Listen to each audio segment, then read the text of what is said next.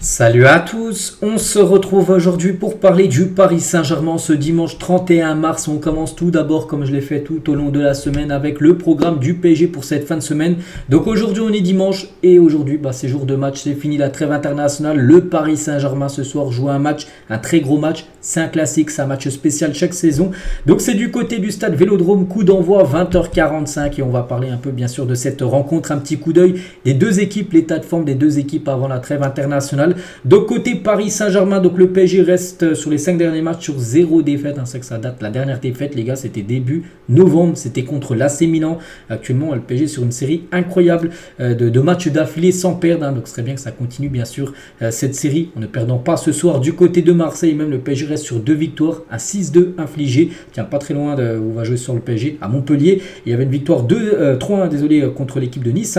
Et côté Olympique de Marseille, donc eux sur leurs 5 derniers matchs, ils ont quand même 3 victoires, mais sur les 2 derniers matchs, c'est 2 défaites. Une défaite 2-0 contre Rennes et une défaite 3-1 contre Villarreal. Nous avons enchaîné 3 victoires. Donc voilà, concernant l'état de forme des deux équipes, mais bon, c'est quand même un match après une trêve internationale, donc c'est toujours un match spécial on peut dire pour ces deux formations. Et les derniers PSG Marseille ou Marseille PSG, on peut voir souvent ça tourne en faveur du Paris Saint-Germain. Un petit rappel au match aller qui s'est déroulé le 24 septembre 2023, le PSG avait écrasé Marseille 4-0 la saison dernière lors du dernier match Enfin, au Vélodrome pour le PSG, ça avait été une victoire 3-0 pour le Paris Saint-Germain. Donc voilà, ça fait comme 7 buts inscrits, 0 but encaissé sur les 2 derniers matchs.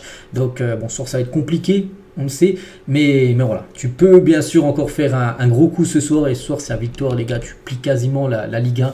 Et voilà, tu as quasiment le titre de champion de France, on peut dire, obtenu bien sûr, si tu gagnes cette rencontre.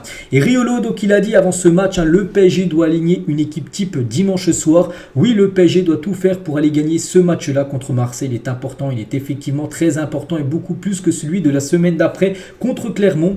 Oui, là où tu pourras mettre par exemple une équipe B à quelques jours du match contre le Barça. Donc oui, ce match contre Clermont, là on pense que ça a beaucoup tourné. Donc ce soir on verra parce qu'oubliez pas, avant le match contre Clermont et après le match contre Marseille ce soir, il y a le match contre Rennes et c'est un match de Coupe de France dans une autre compétition. Le PSG là n'a pas le droit de flopper en Coupe de France parce que c'est une coupe, t'es éliminé, c'est fini. Donc c'est pour ça qu'il pourrait potentiellement faire tourner. J'ai pas la compo de Luis Enrique, je l'ai montré un peu hier. Donc on verra ce qu'il va aligner ce soir, parce qu'il fait toujours des surprises au dernier moment. Luis Enrique. Et concernant Mbappé, donc on sait toujours pas s'il sera titulaire ou rentrera remplaçant, mais bon, il devrait bien jouer, peut-être la fin de match. Et n'oubliez pas la dernière fois qu'il s'est déplacé, donc la victoire 3-0, donc j'ai dit l'année dernière, en février 2023, il avait marqué un doublé, le PSG s'est imposé 3-0, dont un doublé de Kylian Mbappé, lors de sa célébration. C'était il y a plus d'1 an. Et sur ce match, et pour finir sur ce match, les gars, officiel, Benoît Bastien sera l'arbitre du classique ce soir, quelqu'un de très important, même s'il y a l'assistance vidéo, même s'il y a la VAR, c'est lui qui prend les décisions finales pour dire s'il y a un penalty, s'il y a un carton rouge, tout ça, c'est lui l'arbitre ce soir. Lors de la rencontre, il a déjà arbitré 7 fois des classiques entre l'OM et le PSG, 6 victoires du PSG, 1 match nul, 0 défaite contre l'OM quand c'est lui l'arbitre. Et tiens, regardez ce qu'ils ont mis la source parisienne, donc là c'est une question très compliquée, vous allez voir. Donc porte 1, vous allez obligé de prendre une des deux portes, donc porte 1, le PSG écrase Marseille 10-0 ce soir, mais se fait fracasser les retours contre le Barça en Ligue des Champions. Et la porte 2, Paris se fait écraser, humilier ce soir 7-0 contre Marseille au Vélodrome. Voilà, ça ferait beaucoup parler, mais le PSG élimine le Barça. Me cassez pas la tête, il n'y a pas de troisième porte, vous prenez quelle porte? Donc voilà, c'est le dilemme. Donc moi je partirais tout simplement sur la porte 2. Tu perds là, au pire c'est pas grave, tu gagneras quand même la Ligue 1. Si tu te fais si tu gagnes Marseille mais tu perds contre le Barça, non, l'objectif c'est de tout gagner, de faire le triplé cette saison. Et bien sûr tu peux perdre ce soir, la Ligue 1 sera quand même quasiment remportée, alors que si tu écrases Marseille, tu fais éliminer contre le Barça. Là, ce serait une compétition en moins, bien sûr, où tu ne pourrais pas la remporter. Bon, après, bien sûr, c'est une question un peu compliquée, on va dire, à répondre. Bref, on continue avec Randal Kolo Muani, plus jeune, avec un maillot du PSG, parisien depuis le berceau. Regardez, Randal Kolo Muani. Et c'est vrai qu'il s'est déplacé il y a quelques jours, du côté du stade du Vélodrome, où ce soir, je l'ai dit, il y aura beaucoup de monde, guichet fermé. Et il avait fait un gros match avec l'équipe de France. Donc ce soir, on espère qu'il refasse le même match qu'il a fait il y a quelques jours avec les Bleus, mais cette fois-ci avec le maillot parisien. Concernant Bradley Barcola, forfait ce soir, on le sait déjà depuis quelques quelques jours. Le staff du PSG est en pleine course contre la montre pour Bradley Barcola. L'objectif est de le préparer et être opérationnel. Donc maintenant, c'est même plus 15 jours. On est pratiquement à J-12 de cette rencontre. Pour affronter le Barça, l'IRM a confirmé une lésion musculaire. Voilà, concernant Bradley Barcola, maintenant, c'est une course contre la montre. Il sera forfait les 3 prochains matchs contre Marseille, contre Rennes et contre Clermont. Et on croise les doigts pour qu'il soit disponible pour le match contre le FC Barcelone, le match aller. Le PSG occupe la 3e place parmi les clubs mixtes d'Europe derrière le Bayern et le FC Barcelone. Seul le Bayern Munich et le PSG ont réussi à placer leur équipe masculine et féminine dans les 5 premiers des classements respectifs de l'UEFA. Donc selon un classement qui combine les performances des équipes hommes et femmes dans les classements UEFA. Parce que si on regarde dans les hommes, le PSG je crois est 5e actuellement, meilleure équipe au monde par rapport aux 5 dernières années au point pris. Voilà l'indice UEFA on peut dire, et les filles aussi sont dans le top 5 donc voilà, c'est à dire que le PSG est très bien classé si on regarde les filles et les hommes. On ne dit pas que le PSG féminin jouera une demi-finale de Ligue des Champions contre l'équipe de Lyon. Un duel de classe mondiale est à venir, c'est vrai qu'on a hâte, c'est vrai que bon, il y a quelques matchs à Marseille, je dis Rennes et Clermont, mais on a hâte quand même d'être le 10 avril prochain. Tiens, demain on bascule en mois d'avril, demain lundi, et après ça sera le 10 avril cette rencontre. Le Barça qui a joué hier, c'est que le Barça n'a plus de match là. Ils ont joué hier contre Las Palmas. Leur prochain match c'est contre le PSG. Ils ont 11 jours de repos. Ils sont contre le jour d'aujourd'hui. Et voilà, jusqu'au prochain match du PSG. Alors que le PSG a quand même 3 rencontres ce soir, mercredi et samedi prochain contre Clermont.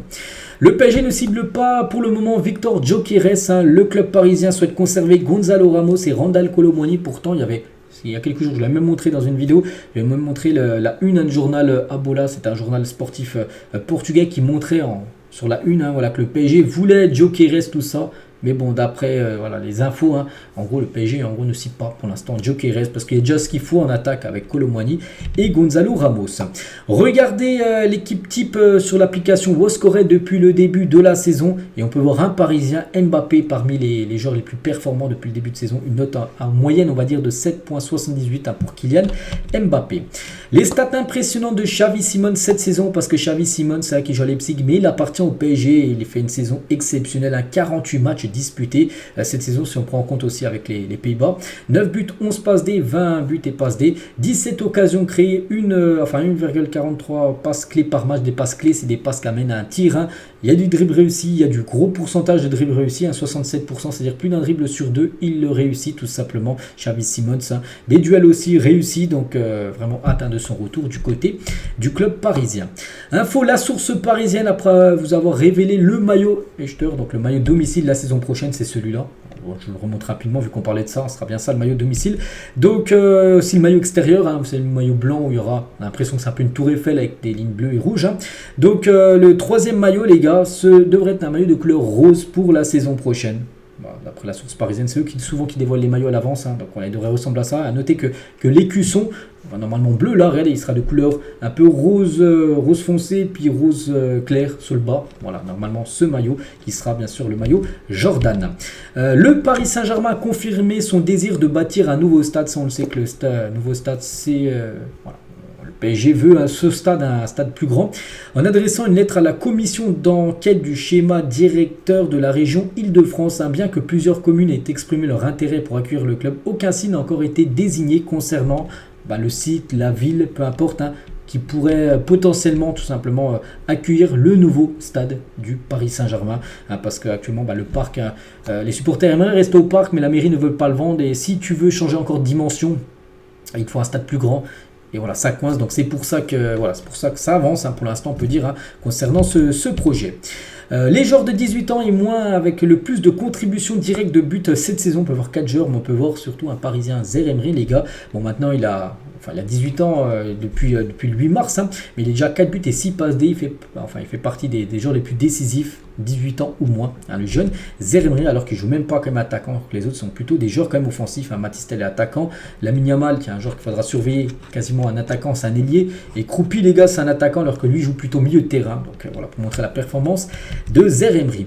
Et on finit les gars avec El Matador de Cavani, les gars, un petit rappel de ce qu'il a fait au PSG, 301 matchs pour 200 buts et 32 passes D. Et c'est vrai que si on regarde dans le classement des meilleurs buteurs de l'histoire du PSG, il est deuxième.